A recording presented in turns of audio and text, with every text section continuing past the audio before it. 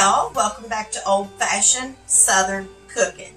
Today we're going to make something for supper that is just so good. My husband and I love this. But today we're going to make some tuna patties, and we're going to have some creamed potatoes. And I've just got a couple little vegetables on the side, like broccoli and some super sweet corn. And then we're just going to throw like maybe 4 yeast rolls into the oven. They're already made and everything. I buy them in a big bag. I think they're, what is the name of those? Sister Schubert's. Sister Schubert's sweet rolls, or yeast rolls I should say. They're really good if y'all ain't never tried them. I buy them at Walmart. We really like them. And you don't have to let them rise and do all that. They are ready to go, and that's what I like.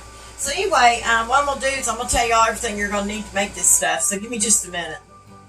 Okay, y'all. So let me show you everything that I use to make my tuna patties. And then I'll show you everything I use to make my creamed potatoes. And they're really easy.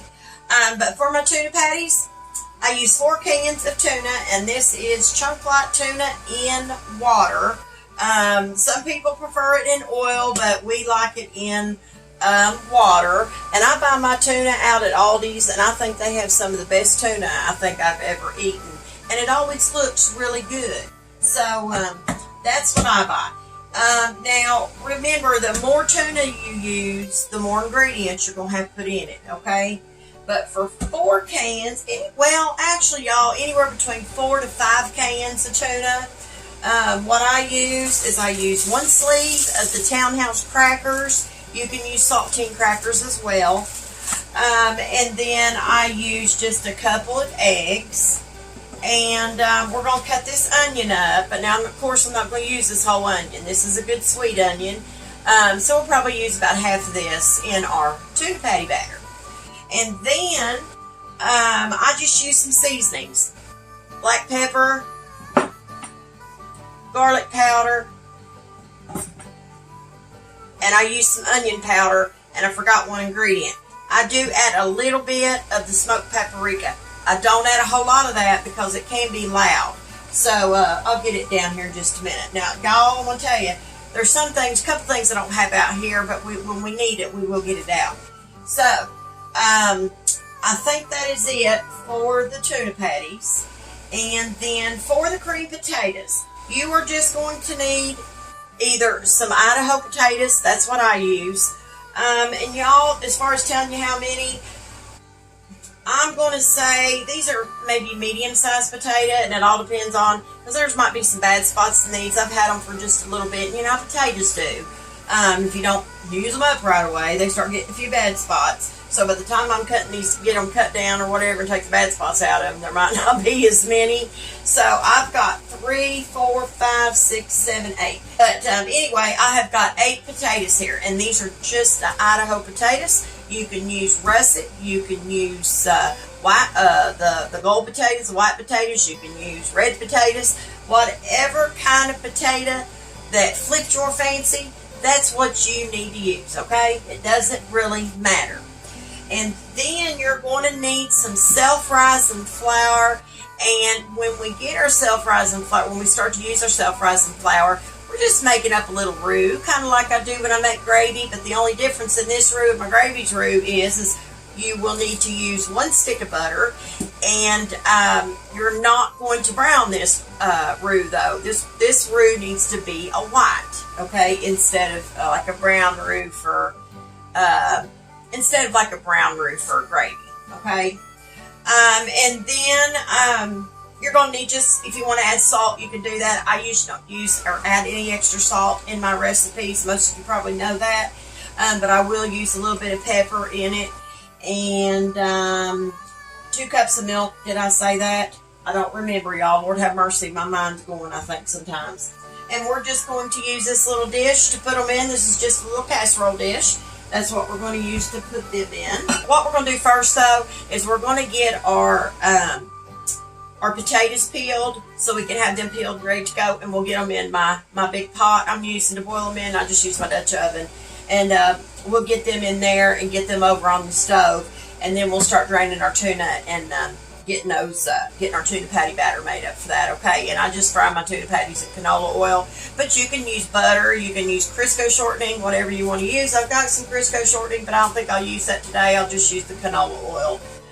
So anyway, give me just a minute. Let me get y'all a little bit closer and we'll get this dinner going. Okay, y'all, so what we're going to do, like I said, we're going to peel our potatoes. And I'm just using my peeler for this. So I was going to get my cutting board out and do it on it, but that's all right. I'll just do it on the counter. It ain't no big deal. So we're going to peel our potatoes first. I like using my peeler because it doesn't take off so much potato like a knife does. And so I like to use my little peeler. And this one has been a really good one, y'all. This one is a Pioneer Woman. It stayed sharp for me for a long time now. I've had this for a while, and I'm surprised, but it really did good. I just want to get them dark-looking spots out of there because it can ruin the look of your creamed potatoes if you don't. But it's not like it's going to hurt anything, but it can make some of them look kind of dark if you don't get them extra or them little dark spots out of it. But that's all I'm doing right now, y'all. It's just cutting these potatoes up. Or peeling them, rather, I should say. Not cutting them up. We're not cutting them up just yet. I told my husband, I said, well, you know what we ain't had in a long time? I said, we ain't had no creamed potatoes. I said, how about we have some creamed potatoes tonight with some tuna patties? He said, yeah, that sounds good. So when I get these potatoes peeled, and I get them all washed off good, and then I'm going to cut them up. And you want them to be about kind of, I don't know, maybe quarter size pieces, something like that.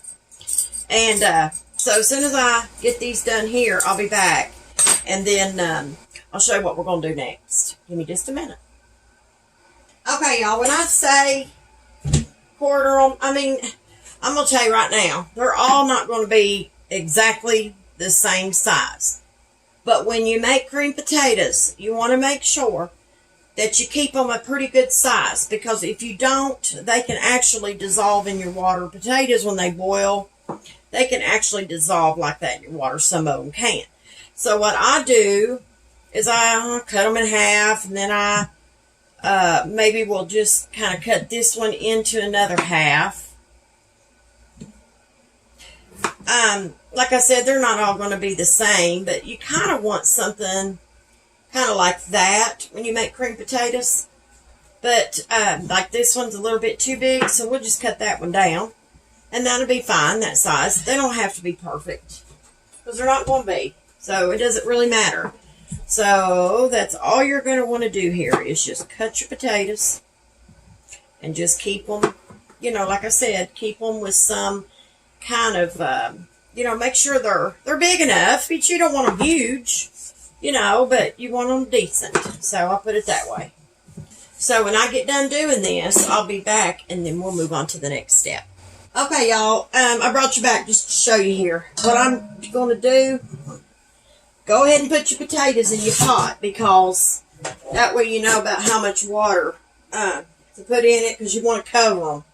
So we're going to go ahead and add up. Lord have mercy, y'all. I can't talk today. We're going to add our potatoes, or cut potatoes, to our pot. Put you some water in your pot and just put you enough in there to cover your potatoes because you're going to get rid of this water after they boil. And once they get tender, you're going to dump the water out. And I usually like to fill my Dutch oven halfway about. I think that'd be plenty of water for them. But when you turn your potatoes on, you want to start your potatoes on high. And then when they start to come to that rolling boil, back it down. I usually back mine down to, I don't know, about 7, something like that, because I don't like them boiling too hard. So anyway, like I said, I'm going to take these over to the stove, and then I'll be right back here in just a minute. So what we're going to do is we're going to start opening our cans of tuna. I shake my cans of tuna up before I open them. And the reason I do that, y'all, is because it helps it to come out a little bit easier. We'll get me a teaspoon. And we're going to open these. I'm going to set them to the side, and I'll show you what I do with them, okay? What I do is I take this strainer, and I lay it in the center of my sink. Now, this is not going to hurt your sink, y'all, okay? And then I take a mesh strainer because it catches my tuna a lot better so I don't lose so much. And then I'll take me a potato chip bag clip. I clip it to the side. And the reason I do that is so my mesh strainer don't move on me while I'm putting my tuna in there. So what we're going to do is we're just going to take this tuna very carefully and we'll dump it in this mesh strainer. Now, you don't want to completely strain every bit of juice out of your cans of tuna, because when you do that, it makes them dry. So you don't want to do that. So, and I'll show you here. You don't want them, you don't want it super wet either, but you don't want it to be super dry. So, just want a little moisture left in your tuna if you can help it. So, take your tuna, break it up with the spoon, fork, whatever. Now, I will tell y'all, I like to use my hands. My hands is my best tool in the kitchen. So, put that in my soapy water. I like to use my hands because there's some big chunks of tuna in this, y'all. And like I said, they have some of the best I've ever seen. And I take my hands and I just break it up because it'll drain down through that strainer. But I'm not losing a bunch of tuna because I'm using that mesh strainer. But see there, that's how you want your tuna.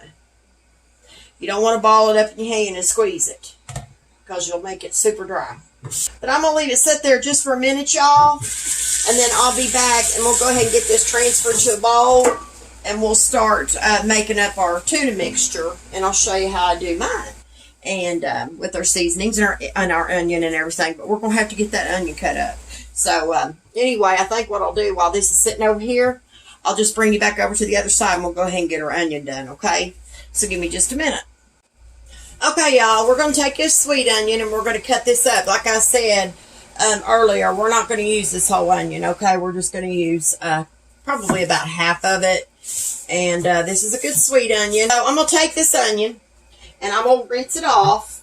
I like to always rinse my onion off. I will tell you this, some people put onion in their cream potatoes. I don't do that. I think with this onion here, I may just cut it all up and then just use it for whatever.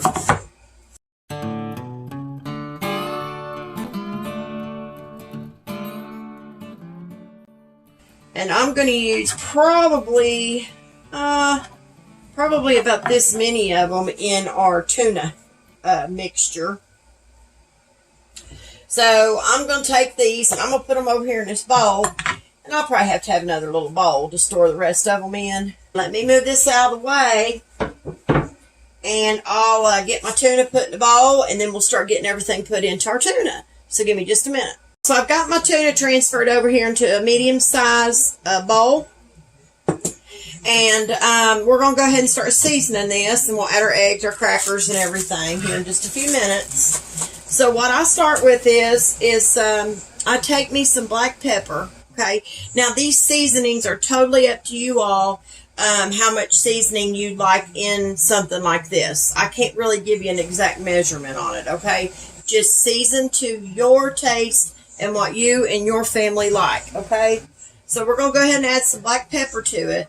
So just get you some on there. I got to hit the bottom of this thing because most of the time it don't come out like that, so I've got to hit the bottom to get it to come out good. And then what I usually do is I'll stir in each one of my seasonings one by one. That way I know that I'm getting everything evenly coated, season-wise. It's something I do. Y'all don't have to do that. You can stir them all in one time if you want to. But I like to stir mine in one at a time. And then you're going to add, like I said earlier, some of the smoked paprika. You don't want to add too much of this now because this is a louder seasoning. And this don't have one of those little shakers on top of it. So I think what I'll do is I'll just reach down in here, and I've got clean gloves on. I changed them. And I'll get me maybe 1 pinch, and 2 pinches. And that's all I'm going to put in there, because I don't want to, kill it with smoked paprika. So we got those 2 things in there, and let's mix it in. All right, we're about to get it in there. Just stir it in there good is all you got to do. Make sure it gets incorporated with your tuna. And if any of y'all ain't never had tuna patties before, you ought to try this, because these are really good. I'm not a big fan of salmon patties, and I love these. Now, I can eat these about all the time if I wanted to make them all the time. But you get burnt out real easy, so I don't do that very often. Okay, next you're going to want to add a little bit of the garlic powder, or however much you like. We do like garlic. So I'm just going to sprinkle some in there like this. Give that tuna a good garlic flavor. Tuna patties a good garlic flavor. Mix it in there good with the rest of your seasonings. So now you're going to add just some onion powder. I don't add a whole lot of this because I add fresh onion, but I think the onion powder gives it just that extra little burst of onion flavor. So I still add my onion powder and with my fresh onion, but I just don't add as much. So that's totally up to y'all. And like I said, you don't have to add fresh onion if you don't want it. You can just add the onion powder if you'd rather have onion powder. We have all of our seasonings in our tuna. Now, as y'all know, most of the time I never use salt in my recipes, and I'm not going to use it in my tuna, because the tuna, even though we did drain it, the tuna still has sodium in there. So we're not going to add no extra salt or anything like that. It's fine the way it is. So I'm going to take my rubber spatula, go around my bowl, pull everything off the side, just kind of make sure everything is blended in there, all these seasonings. So what you're going to do next is you're going to take your onion, your diced fresh onion, and you're going to go ahead and add these to your tuna. So just stir your onion in a little bit. Make sure you get it throughout your tuna. Now what you're going to add is your eggs. Most of you know that I crack my eggs separate because I have run into bad eggs before. So I just want to be sure that my eggs are good before I put them in my mix. So let's get this one. That one looks good. And go ahead and add it to your tuna mixture. Check it out. Make sure we're good with it. Alright, now your second egg. So we've got everything in our tuna mixture. And what you're going to do is you're going to take your fork and you're just going to kind of beat your eggs up in there. Just kind of break them up like this. Kind of like you're scrambling them. And just get them broke up. Stir them in with your tuna mixture and all your seasonings. That's all you got to do. And I will be frying these in an iron skillet tonight. Like I said, I told y'all earlier, with canola oil. Now, as you can see, it's already making the tuna mixture a little wet, right? So now, what you're going to have to do, since you got your egg in there, is you're going to add your cracker. Between 4 to 5 cans of tuna, and we used 4, you will always use 1 sleeve of crackers. So what I'm going to do is I'm going to start crushing these up in the bag if I can, and it'll probably pop on me, but I try to smush them up inside my bag. And if you want to use Italian breadcrumbs in this, you can use those as well. I've used those. I've used the plain. I've seasoned my own, made my own breadcrumbs. I've did all that, so. Alright, there's that. And I've got crackers here, y'all, where they popped out at me. So, and they always do. I can't never seem to do that. I've seen other women do that in the package. I don't know how they do it, so. They do it, so it's beautiful how they do that and crush up all their crackers. I can't never do it. I've tried. I've tried a couple times. I can't never seem to do it. Now, as you know, some of those crackers didn't get crushed up really good, right? So all I'm going to do is I'm going to put them around in my tuna. And I'm going to start working them crackers around into my tuna mixture. Because I need to get them crackers broke up more but you're going to want to work them in anyway. And I think the best way to do this is your hands. This, sometimes, y'all, your hand is your best tool in the kitchen. And like I said, I have clean gloves on. So, just if any of y'all are wondering, I do. So just crush up your crackers and just keep doing that until you get to where you don't see them as much, you know, in your tuna mixture. Because eventually they're all going to blend in. Very, very nice. And I try to take my tuna mixture and kind of flip it over a few times like this. Just to make sure that each and every one of those crackers are broke up. And the wetter they get, the more they're going to break up anyway. So, and I'm going to show you the texture that you're going to need to start when you go to roll out your tuna patties to put into your skillet. I'm going to show you your mixture right now. And we're going to check it, and we're going to make sure that this will hold together, okay, for us. So, let's see. So, I'll just pick up some mixture, right? So, let's start with this. And actually, they probably won't even be that big. But I'm just showing y'all. Roll it around in your hand like this, okay? And shape it into a ball. Push it down like this. Kind of flatten. Do it like this. And if it stays together like that, you know you've got it. You're dead on. So, but when you get it like that and it holds together and it's not just falling apart on you when you go to roll it, you know you've got it down just right. And if you follow my recipe, you will have it right. And if you happen to add a 5th can of tuna, normally, now y'all, I've never noticed it making such a big difference that you have to add more egg or anything like that. I've never noticed it being really anything any different. So, but now, if you start going over 5 cans, then, you know, the recipe is going to be different. So, let me wash my hands. So, now what I do with this, I'm going to put this into the refrigerator, and I'm going to let this sit for a few minutes. Anywhere between 25-30 minutes. And I'll tell you why I do that.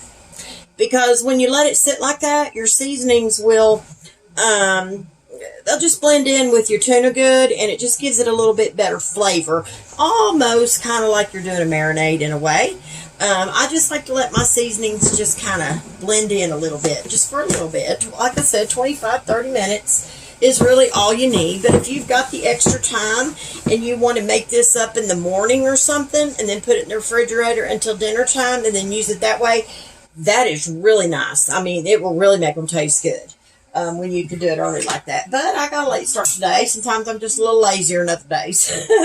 So anyway, we're going to put this in the refrigerator. I'm going to start getting my skillet ready, and I'll be back, and we'll get these fried up. So give me just a minute. Okay, y'all, I've got you over here at my stove. I've got my burner on, and I'm using my big iron skillet to do this with. And I've decided to pat these out just with my hands. So what we're going to do, though, is we're going to take some of the Crisco canola oil, and we're going to put it in our skillet. Now, this skillet has been greased very well before I use them. Okay, every time I use my skillets, even though they've been seasoned before, I still do it again just to ensure that there's no dust in them and things like that, and then I'll go ahead and I'll season them one more time. So we're going to go ahead and pour this in here, and you're going to need quite a bit of oil. Now, I'm telling you, for your tuna patties, because you don't want them to burn and smoke and do all kinds of stuff like that, right? So cover the bottom of your skillet, and we're going to have to let that heat up a minute, and it shouldn't take it too awful long. And I'm going to dip these out, and I'm going to dip them out with a tablespoon is all I'm going to use. And I've got me a plate with a paper plate in it with some paper towels so they can drain. And I've got it sitting over here to the side. I've got me a spatula over here to turn them with too. So I'm just going to use my slotted turner to do this with. So we're going to get our tuna patty mixture that we made up earlier. And I'm going to go ahead and start dipping these out. I'm going to put them in the skillet. Okay? That's all I'm going to do. So I'm not going to make them huge. We like them a little smaller. And we like them thinner. So I'm not going to make them real big. So I'm just going to roll this around in my hand. Like I showed y'all earlier, but I had gloves on then. But my hands are clean. I'm going to pat this out and get it as thin as I can. Just like I showed y'all earlier. Oops. And as you can see, our skillet's ready. We can go ahead and put our first one in there. Now, I will tell you, you are going to want to back your burner down because if you don't, they'll smoke. So I'm going to back my burner down to probably at almost 4 because like I said, I don't, you don't want it to smoke. So it's hard to, have them ready to go like that, to roll them out, lay them down, try to get them back off of something to put them in the skillet. Y'all can see this one over here is already starting to brown on the edges. And that's good. That's what you want. So it won't be long. I'll have to turn that one. But you have to be, you want to be careful. You don't want to burn yourself. So be careful when you're putting them in there, y'all. But see what I mean? My oil was a little too hot. And that's what you'll get. But it looks good. So when you have your skillet, you start your skillet out. I had my skillet on a little bit too long before I put these in here. So they're starting to brown pretty quick. Now, you just want to flip them. And I push mine down to make them a little thinner. My husband likes them that way, and which I do too. Okay. Let's see what this one looks like. This one may not be quite ready. No, it looks okay. Just be careful flipping these, y'all, because I'm telling you, grease will fly out on you if you're not real careful. But turn that heat down. I got it on 4, like I told you, because it was getting way too hot. And just let them fry until they start to turn brown around the edges, like you all seen. And when they turn brown like that, usually that's a sign that they're ready to be flipped. Let's see what's happening on the other side, because I'm thinking it's looking like they're ready to be flipped again. So you're going to flip them the first time, and then you're going to let them fry for a little bit. You're going to flip them again, and look at these. Man. Now, y'all, them look delicious. Them going to be some good tuna patties. I think we're getting close to where we're just about ready to take these out, transfer them over to this plate. You can eat tuna raw, and it won't hurt you. So the main thing with tuna patties you're just looking for mainly, you're just wanting to just get them good and brown on each side. Basically, that's all you're doing. And that's what I try to do, is just get them good and brown. And I'll flip them a couple different times like this. I'll take that off of there. It's a little piece of burnt tuna. And we'll just flip them like that. And then I'll take them out. Let them drain a minute before you put them into your plate. And I'll show you what this looks like. Now, when they get down like this and they get real brown, you want to back your heat back down to low. Because if you don't, you'll smoke. It'll start smoking. Your house will smoke, to get smoke in your house. So just try to back it down. And I'm just going to put these on here very, very carefully. And look at there. Doesn't them look good? How pretty them are. What you want to do in between times of cooking, you want to let your oil kind of calm down a little bit. And that's why I say I put it on low. Because we want that oil to calm down a little bit, because if you don't, it's going to smoke. So what you're going to do is you're going to bump your burner on about 2 when you go to fry your next batch. Because that skillet, I'm going to tell you something about iron.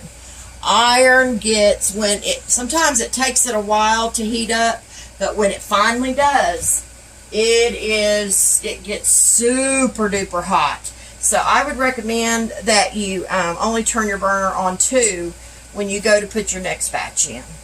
So we're going to do that right now. I'm just rolling up some more. And we're going to try to get them in there as quick as we can. And hope they cook about the same. We don't have to turn one or two before the other ones. That's why I like to keep my heat, back down. So now we've got more control with our heat. So we should be able to, it should be fine, and we should be able to have no problem with it now. Okay. And I kind of push them down with my thumb or my finger a little bit. So let's let those cook for a minute. So these are starting to brown around the edge. Now I'm going to bump up my heat, but it's only on number 4. So we're going to flip it. So we're just going to flip them over and do the best we can.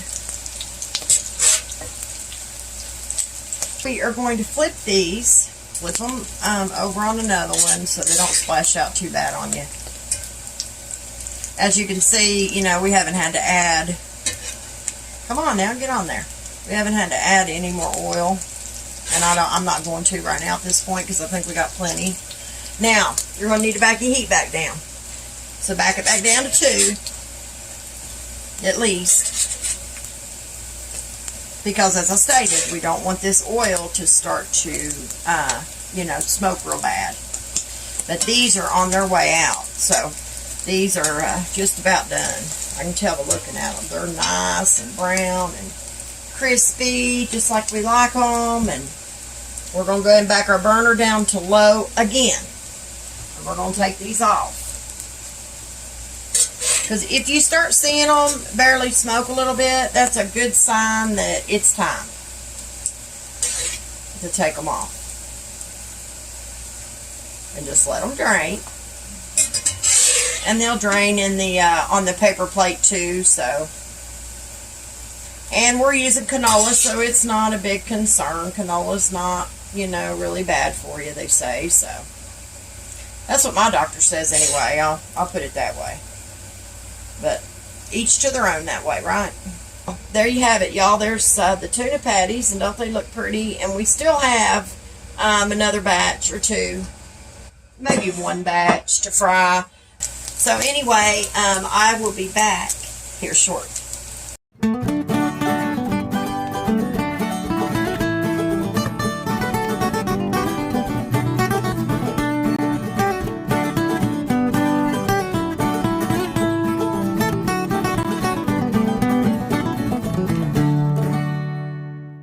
So the potatoes are fork tender. I want to explain something to y'all just real quick.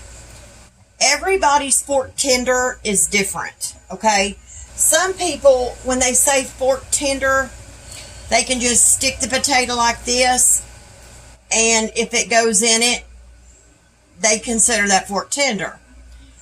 When I say fork tender, I mean put your fork in your potato, and if it looks like the potato is going to break apart, that's my fork tender. So just so y'all know, everybody's is a little bit different in how they like it. So I'm going to take these over and I'm going to strain them. I'm going to put them in our dish, and then we're going to go ahead and start getting our roux together, okay? So give me just a minute. Let's make this roux. Take your 1 stick of butter, turn your heat on, and I'm going to turn my heat on about number 4. I don't like to start my heat on high. I don't care. I don't care what the people say.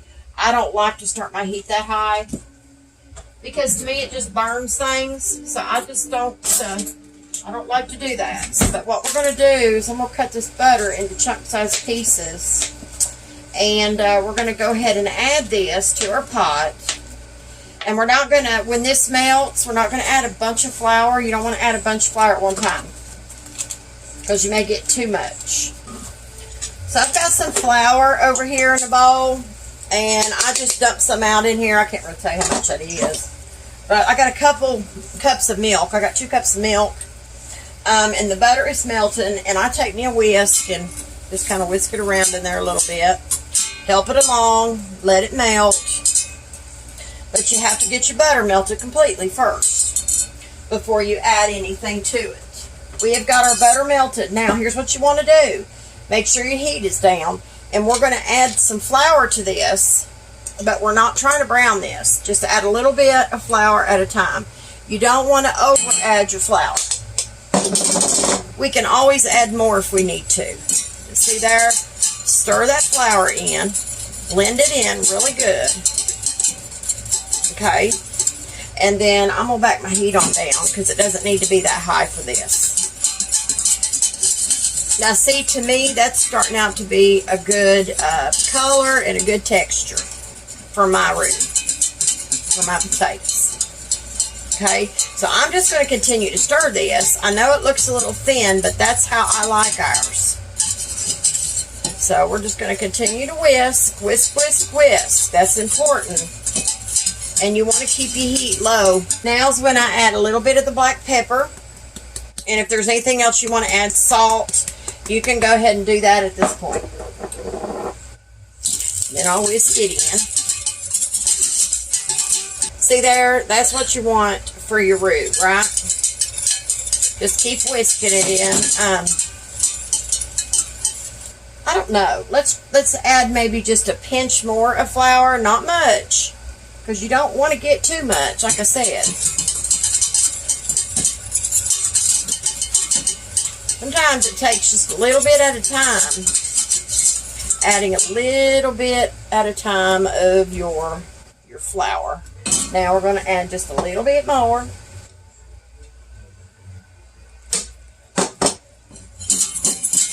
Boy, I have made such a mess, but that's all right. That's part of it, right?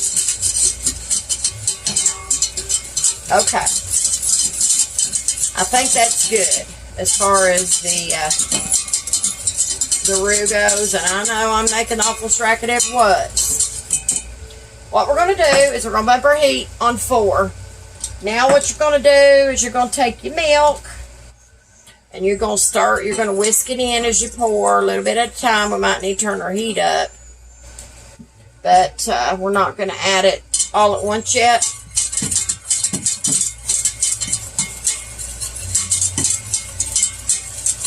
See how pretty that's getting? Add you some more. Well, spill it all over your stove while you add it, just like I did. My goodness, I'll tell you what's the truth. Oh, well, it'll be all right. All right, add a little more milk. Now, we may not use all that milk. If we don't, I'll put it back because it's not hurting anyway. Now, you want to keep it whisking. Back your heat back up. Turn your heat up a little bit. Now, if you want to add anything extra to this, you can. You can add fresh parsley too if you want to, or parsley. I don't usually ever add parsley too. And then your roux should not be lumpy. It should be smooth. It should be white like this is.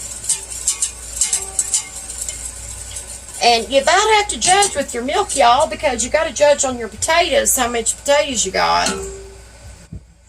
So, like I said, I may not need all of it.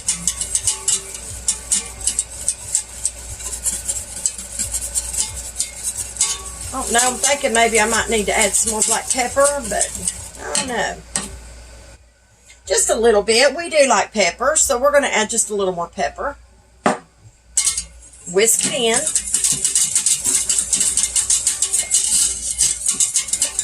And that's all there is to this. And it'll thicken up a little bit, you know. It really will. Unless you get it super thin. But I'm going to tell you what, I'd rather have mine thin like this than have it super thick. Because we're going to pour this over these potatoes. So we want this to be thin. Maybe just a little more. Let's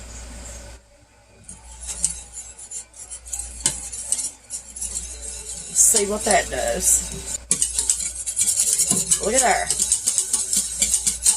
Add a little more milk. Because it's thickening.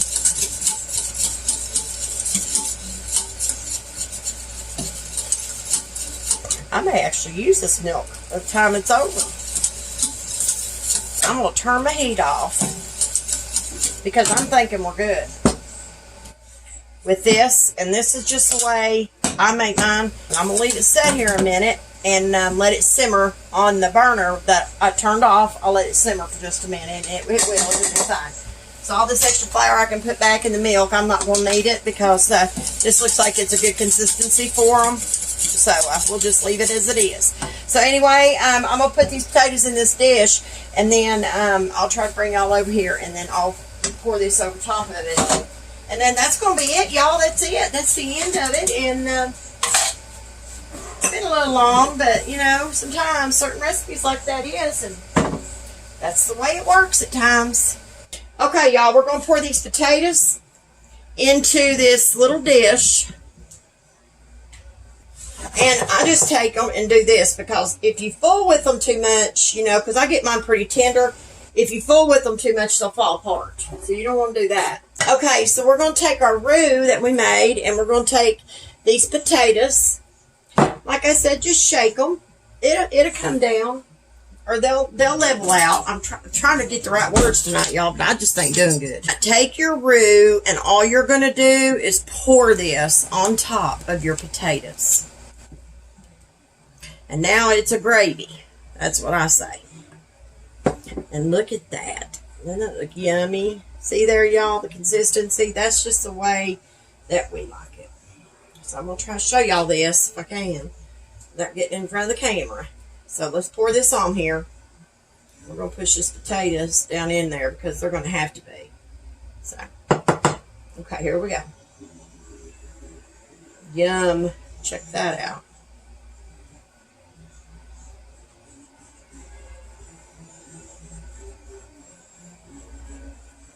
Oh my goodness, my goodness, my goodness. You talk about something that is just going to be good.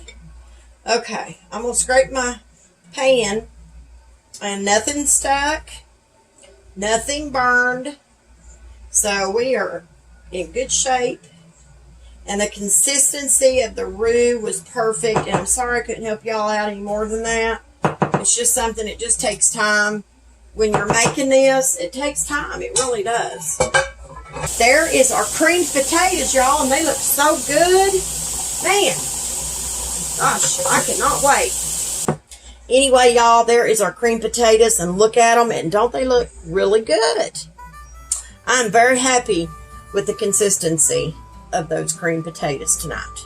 They turned out really good. So listen, y'all, I thank y'all so much for watching my video. I'm sorry it's been a little bit longer than normal. But it's been a good meal. It's going to be a good meal, and it's getting late on us. So, but anyway, if you don't mind to go to Facebook, like, share, and follow my page, I'd greatly appreciate it. If you don't mind, head over to YouTube and hit like and subscribe over there as well. And don't forget to hit that bell for more delicious notifications from old-fashioned Southern cooking. So listen, y'all stay safe out there, and always remember to keep God in your heart and God in your life. Bye, y'all.